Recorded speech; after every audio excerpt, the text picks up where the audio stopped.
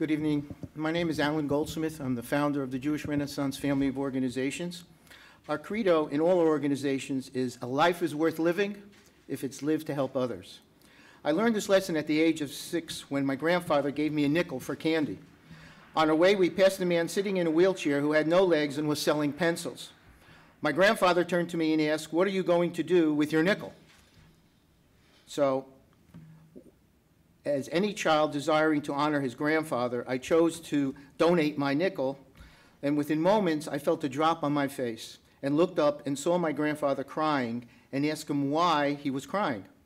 While pointing to my heart, he explains, "There are no tears of sorrow, but these are tears of joy.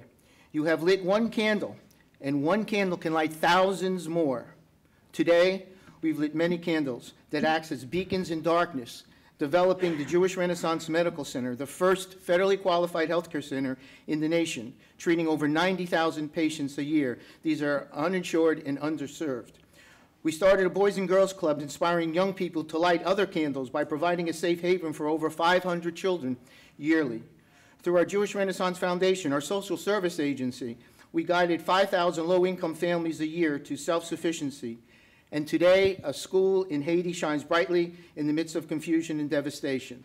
I was a former Goodwill ambassador to the United Nations. We did medical missions for over 15 years all over the world.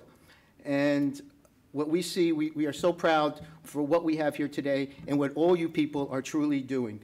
The question I would like to leave with you is, what are you going to do with your nickel? Thank you so much, and God bless you all.